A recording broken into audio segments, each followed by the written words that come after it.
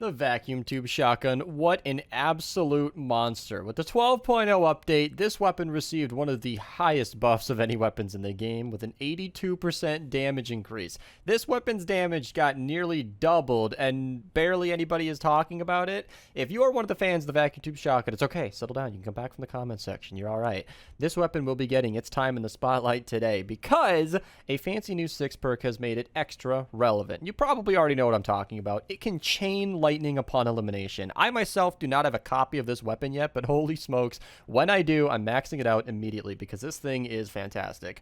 And a lot of the gameplay I recorded initially, I was in a healing death burst mission where everything was basically healing off the damage from the chain lightning. So this kind of stands as a warning to anybody using this weapon. If you are in a healing death burst zone, then you might not want to use this weapon because the chain lightning isn't really going to be at all helpful. But in any other mission, it's very, very nice. And especially in the lower zones where the enemies aren't quite as beefy, that chain lightning, if it can eliminate enemies, makes this weapon incredibly strong. Now, obviously, if you're going to be in one of those lower zones, you're not going to need any help killing enemies, but chain lightning does help you attack a lot more enemies than you can initially, well, impact with the regular shotgun. So for the regular shotgun, outside of the chain lightning effect, it is also very strong. You're shooting in a 3-burst round where you're hitting, 3 shots at a time, and because it's a vacuum tube weapon, or not all vacuum tube weapons have this, but in this case, it can stun enemies, which is really, really nice. It can hold them in place long enough to shoot them even more, and it also helps against mist monsters as well, of course. And this weapon is just...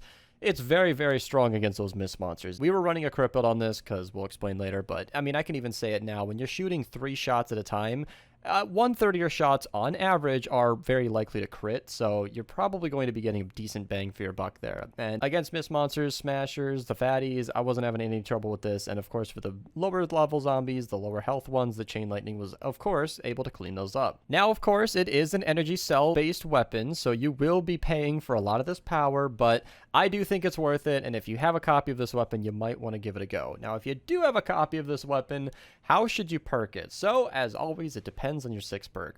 Obviously, for the element, I'm considering nature. I really don't think there are any other options that are best fit for this weapon. This is going to be your water element slayer. You're going to want to pull out the vacuum tube shotgun anytime you want to go up against the water enemies with everything you've got. And if you have the 6 perk for causes affliction or damage dealt snares enemies, then you're going to want to have, of course, the damage to afflicted or damage to slowed and snared. I think that's pretty obvious.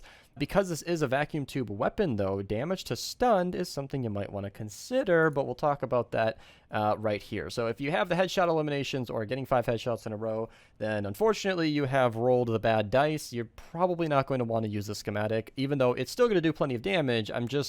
I don't think that that's the way you're going to want to go. What I want, is the eliminating an enemy causes a chain lightning strike. Now, right off the bat, I will tell you that damage to afflicted and damage to slowed and snared does offer a decent amount of extra damage. After your first bullet, a 45% damage buff is really nice to have, but, you won't be chaining multiple enemies. And that chain lightning is hard to factor because it will be hitting, well, extra enemies for extra damage. So you will be getting the extra damage, but it won't be against the target you're shooting. It'll be against future potential targets around the enemy that you just eliminated. So it's a little weird to think of it like that, but it's really good against crowds of enemies. Now, the description is vague here against how it can stun enemies, so I don't think it's guaranteed that you will stun an enemy, but seeing as it will be happening, the extra damage to stunned staggered enemies could be pretty decent, actually. You could get a lot of extra damage and mileage out of that different 5th perk.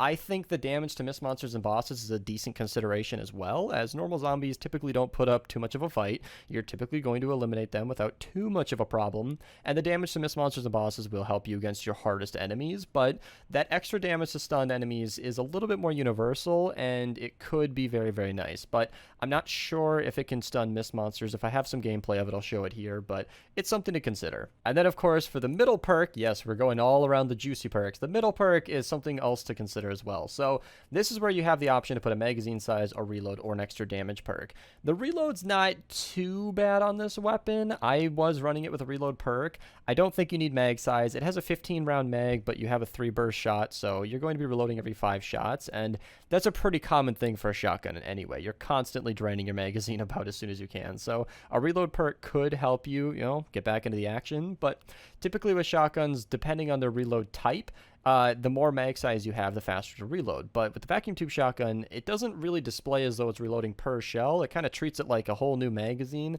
It's a little weird to explain that, but my point is a mag size might be as fast to reload as the reload perk. I don't think I've ever actually shown this in a proper video on shotguns, and I'm a little guilty of this because in my Huskbuster video, I actually drove home really well that you should probably be using reload because it reloads faster. But the way that reload works on shotguns is a little weird, so settle in. Start spamming L if you don't care about any math or science, but this is good to know because the way that it reloads is it gives you about an X amount of reload time. For like the ground pounder, I think it's about 5 seconds, but it's actually 5 seconds for all 12 of the rounds. So with the reload perk, you have less rounds and a faster reload. So for instance, for the ground pounder, it takes this long to reload with a reload perk and this long with a mag size. It's actually almost identical. So you can add on a bunch of extra bullets, buffing your mag size to 12 on the ground pounder and have the exact same reload speed. It's actually really, really cool. So it's kind of interesting to know that, but they could fix this in the future by making the reload speed calculate on a per shell basis rather than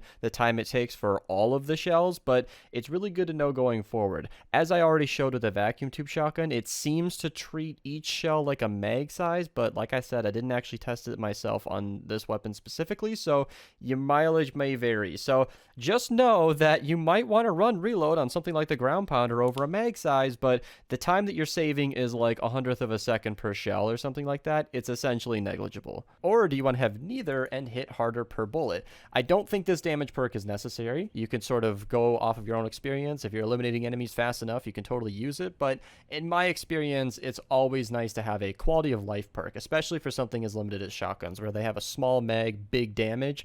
You don't need the extra damage, but you need to do something about that magazine or that reload because it's going to be a constant problem. Now, leaving that one up to choice, let's move on to the actual perks. I always like to say that fire rate and damage is kind of the same as crit builds, but for this weapon, I'm going to completely reject that idea because it's nice to shoot fast, I guess, but as I mentioned earlier, you're already shooting in 3-round bursts, so if your crit chance is going to be up to 38%, then on average, at least one of your shots is very likely to crit. It is not guaranteed, but for the sake of, theory crafting here, 38% of the time is more than 1/3 of the time, so on average, one of your shots is going to crit every time. So I think it's consistent enough to just run crit damage on this. You will always, on average, be critting every time you fire a burst. So I really don't see any reason to just not run a crit build on this. Like I said earlier with the chain lightning strikes, that's going to be dealing a lot of extra damage anyway, so it's not really going to be that big of a deal. I ran a crit build with this and was completely fine, and it worked great for me. If you are using Totally Rockin' Out, I'm not going to show any gameplay this time, but if you are going to be running Totally Rockin' Out, you can do double crit damage on this, so that's definitely an option. You don't need to deal with any kind of crit rating. You'll be set and ready to rumble in that case. So yeah, the vacuum tube shotgun is one of those sacred fruits that I don't have myself. If you guys want to see how to get this, by the way, so if you want to research a schematic, you can absolutely do it just like that. Pull a purple one out of the book. I always recommend purple because purple flux is a little bit easier to get. It comes around more often. And then when you go to evolve it, you can see whatever 6 perk that you might have. I'm going to be getting slowed and snared. That's not exactly what I was hoping for. I do have quite a few copies of this. I only have 2 in purple, but I think I have more gold. Oh, I only have 1. Never mind. I thought I had quite a few copies. I think I only had more of some of the other ones. Suffice it to say, I do not have the chain lightning one yet, and I will still be hunting for it. But that was the last of my weapon designs. I'm down to 91, so I'm going to have to save that adventure for another day. If you guys enjoyed this video and you guys want to support the channel, feel free to use code Mista at your checkout. I will be trying to link all of my vacuum tube weapons in the description below, and I will be updating that list as I cover them all. I should have almost all of them down there by now, so be sure to check that out if you're interested. If you guys want to support me even further and become a channel member, you absolutely can with a join button or the link in the description below. I am streaming more on Twitch now, however, so you might want to follow there as well if you guys want to catch the streams. It's a really fun time. It's a lot less informative and a lot more just having fun. And of course, if you guys want to ask questions, that's totally fine. So if you guys want to follow over there, you absolutely can. Thank you guys so much for watching, and have a nice day. Who are you shooting at with your colorful gun that I'm jealous of? Look at that gun. That's so nice. I'm jealous.